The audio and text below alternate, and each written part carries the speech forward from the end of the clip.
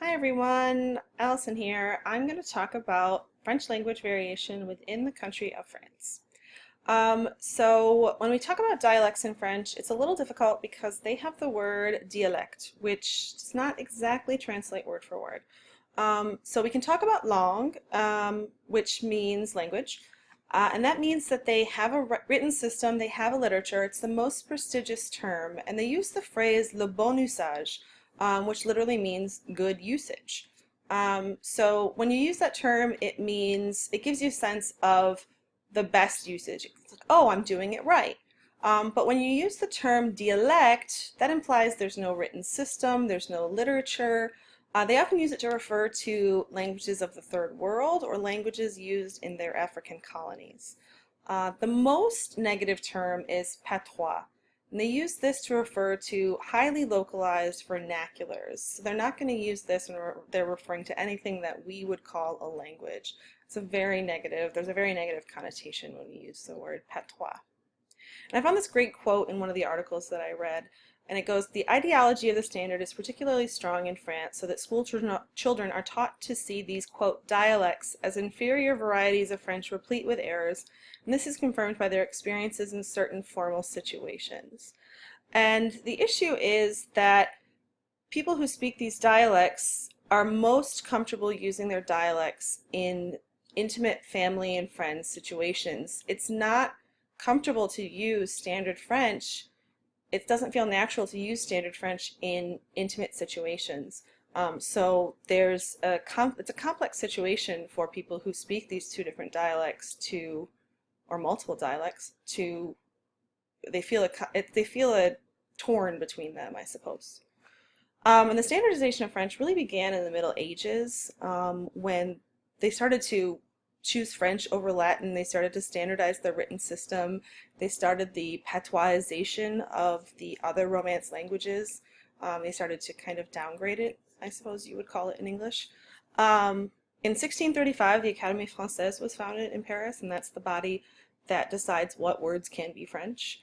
By 1789, depending on who you ask, between 50 and 90% of citizens still didn't speak French, but instead spoke one of the Romance language dialects. But by the 1790s, a belief began to grow that nations needed a language to bind them. They were in the middle of a revolution and decided that a language would help kind of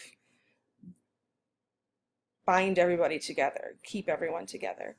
But also at the same time, the Enlightenment was going on, and French had become the ideal language for those that were in charge. And from this, they developed a language ideology, almost an idea of superiority, that France was the ideal language for them. So they stopped publishing official documents in local dialects, and they started opening public schools to promote this language as the standard language. And this is a great map of dialects in France. You see the standard language of French up in the north, and you see the southern French. But you also see the dialects around the edges, most of them coming in from other countries. So you see the German dialects on the German border, you see a Dutch dialect coming in from Belgium, you see Breton, which is a Celtic language that came in from the UK. You see Basque, which is related to no other European language. That's an interesting study. You see Catalan coming in from Spain.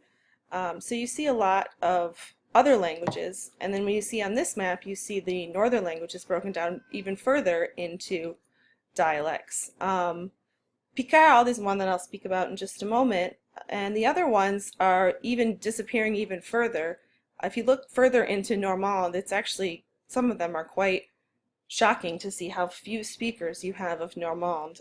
Some of their dialects, there are between 20 and 100 speakers left, because of how strong the standard language is in France.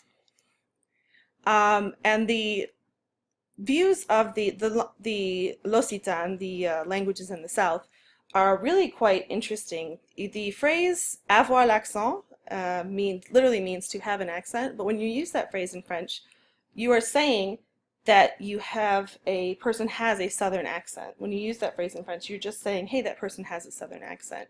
And it can be considered distorted by people who speak the standard French. And when people are saying that, they're saying that it's distorted because they've mixed the standard French with through diglossic contact with regional varieties. But speakers from other regions really can prefer it. A study was done with Belgian students, and they listened to samples of standard Parisian French with southwestern French speakers, and they found that standard French sounded very clear, but they also found it cold and harsh. When they listened to the southwestern French, they found it fluent and friendly, and they decided through this study, they found that it was likely due to how vowels were pronounced. In the north, the high-class speakers used very nasal vowels, and the working-class speakers used open vowels. But in the south, everyone used a mid-vowel. And they found that it was likely they found it more friendly because the southern speakers, it showed a less marked difference in the classes when everyone used the same vowel pronunciation. And I found that very interesting, that it made the whole region seem more friendly because everyone spoke the same. There's a poll also done of students in the town of Tours in 2002, and this table shows what they found. They asked them which they would prefer of a lecturer or a TV announcer, and they gave them these 6 options.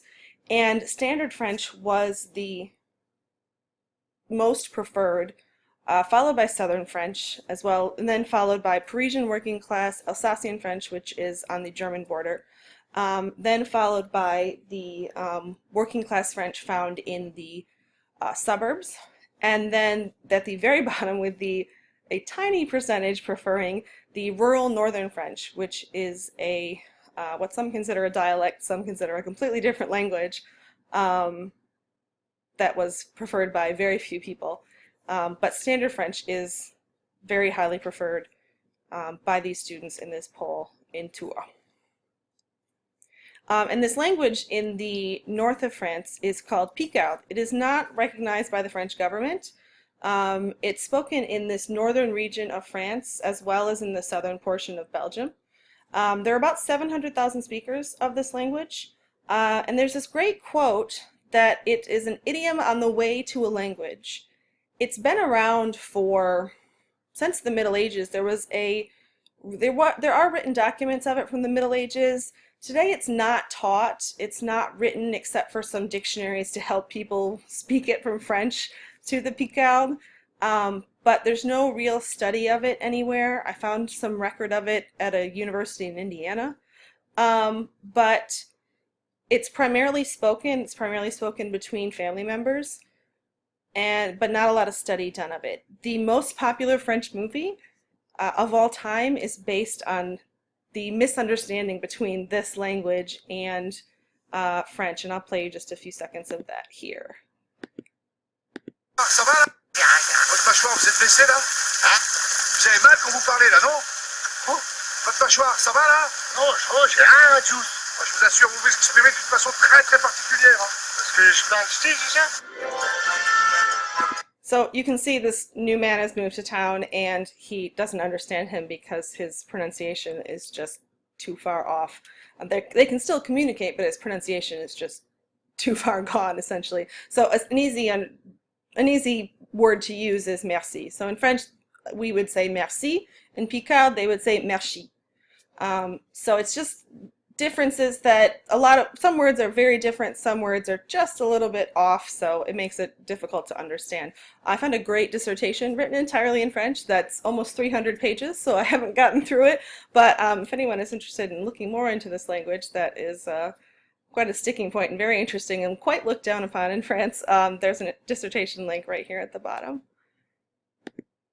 And there's one quick little study I found here that I found interesting. In 2001, students of French in Milan were asked to identify accents, and 53% of them could ID a Southern accent, but only 3% could identify a Canadian accent, which I found very interesting. I could absolutely identify a Canadian accent before I could identify a North and South when I was a student of French in college, but I found it very interesting that they could ID North and South, but not a Canadian accent. And this is just a map that kind of outlines French accents, different French-speaking accents through the whole world, just to give you an idea of the different ones that we have, not just in France, but all over the world. And here are my works cited. If anybody has any questions, please let me know. Thank you so much.